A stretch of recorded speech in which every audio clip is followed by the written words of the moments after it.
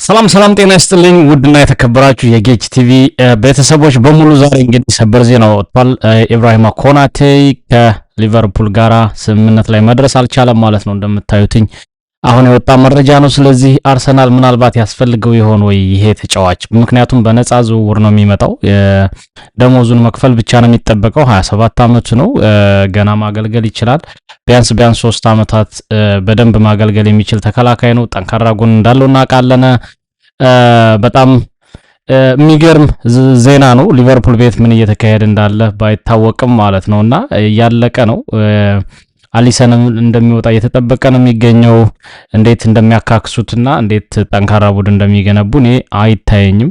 ምክንያቱም ሳላህም ወጥቷል፣ ሮበርትሰንም እንደዚህ ወደ ቶትንሃም። በነገራችን ላይ ቶትንሃሞች ሴኔሲን ከቦርንመዝ አስፈርመዋል እነሱም። ስለዚህ አርሰናል ምናልባት አሁን ላይ ማስፈረም የሚገባቸው ተጫዋቾች ቢኖሩ ኢብራሂም ኮናቴ አንዱ ነው ብዬ አስባለሁ። ምክንያቱም ለሳሊባና ለገብርኤል ሞስኬራ ገና ስለሆነ ገና ልጅ ስለሆነ ገና ልምድ ስላላካበተ በፕሪሚየር ሊጉ በተለይ ማለት ነው ኮናቴ በእውነቱ ጥሩ ተተኪ እንደሚሆን ተተኪ ባይሆንም ተቀያሪ ወንበር ላይ ሆኖ ጉዳት ሲያጋጥም እንደዚሁ እየተፈራረቁ መጫወት የሚችሉ እንደሚሆኑ ይሰማኛል። እኔ ኢብራሂም ኮናቴ ከገብርኤልና ሳሊባ መሃል ላይ አብሮ መሰለፍ የሚችል ወይንም ደግሞ እነሱ ባሉበት ሰዓት ጉዳት ሲያጋጥም መግባት የሚችል መስሎ ይሰማኛል ለኔ ማለት ነውና እንዴት አገኛችሁት? የሚገርም ነው በጣም ምክንያቱም ተስማምቷል ተብሎ ነበር ሊቨርፑል ጋራ ኢብራሂም ኮናቴ አሁን በቅርብ ነው እንግዲህ እንደ ሰበር ዜና የወጣው።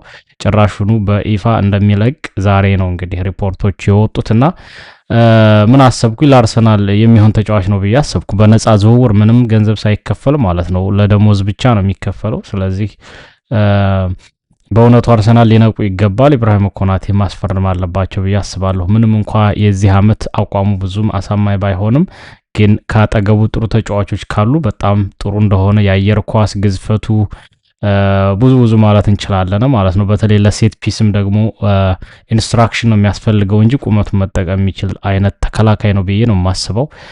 እናንተስ እንዴት ታስባላችሁ እናንተስ? ምክንያቱም የት ሊገባ ይችላል? አንደኛ ሪያል ማድሪድ ነው የሚሆነው። ከዛ ውጪ ምናልባት ወደ ፒኤስጂ የት እንደሚገባ ምንም አለየለትም እና አርሰናል የእውነት እጁን ማስገባት ከፈለገ አሁን ማንም ተጫዋች ነው ወደ አርሰናል መምጣት የሚፈልገውና መጠቀም አለብን ብዬ አስባለሁኝ። ከዛ ውጪ ግን ደስ የሚለው ዜና እንግዲህ ዴክላን ራይስ በቢቢሲ ስፖርቶች ጋዜጠኞቹ ማለት ነው ወይንም እነዚህ ተንታኞቹ የዓመቱ ምርጥ ተጫዋች ብለው መርጠውታል። እንግዲህ ብሩኖ ፈርናንዴዝን ነው በየቦታው ሲመርጡት የከረሙት እንደምናስታውሰው፣ ግን በዚህ እንደሚገባ ሁላችንም ጥርጥር የለንም እና ዴክላን ራይስን እንኳን ደስ አለ ማለት እንፈልጋለን። እንደዚህ ከጀመረ እንግዲህ ቻምፒዮንስ ሊጉን ካነሳ ወደ ባላንዶሩም ፒአር ስለሚጀምር ማስተዋወቅ ነው ዋናው ማስተዋወቅ ስለሆነ እንደዚህ ከጀመረ ለባላንዶሩም ሰፊ እድል ይኖረዋል ማለት ነው። ለኔ እንግዲህ ዴቪድ ራያና ገብርኤል ማጋለሽ፣ ሳሊባን፣ ራይስ ከነዚህ ከአራቱ ውስጥ አንዱ የዓመቱ ምርጥ ተብሎ ቢመረጥ እኔ ቅር አይለኝም። በተለይ ዴቪድ ራያ ብዙ ማለት ስለሚቻል ስለሁላቸውም ማለት ነውና ግን ዴክላን ራይስን አንዴ ስለተመረጠ እንግዲህ ለባላንዶሩም ቢሆን ቻምፒዮንስ ሊጉን ብቻ ለማንሳት ጥረት ያደርጉ።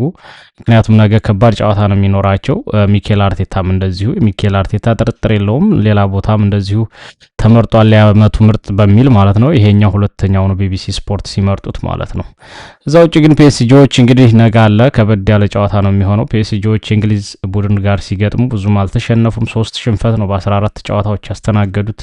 የሚያሸንፉበት መንገድ በጣም አሳማኝ ነው። በጣም አጫዋታቸው ፈጣን እንደዚህ ሮቦቲክ የሆነ አጫዋት ስለሆነ በየቦታው ስለሆነ አንድ ተጫዋች የሚገኘው ያ ነው እንግዲህ ግራ የሚያጋባው። ግን አርቴታ ጥሩ መፍትሄ ይዞ እንደሚገኝ ተስፋ አደርጋለሁኝ።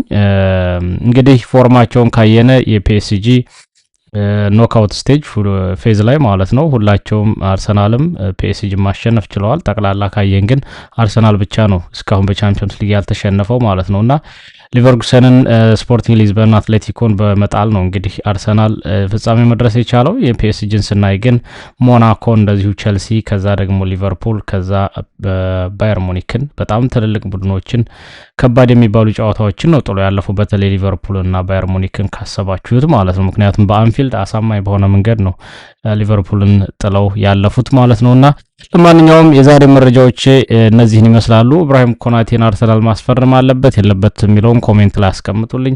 በያለንበት ይመቸን። በሌላ ዜናዎች ከች እንላለን።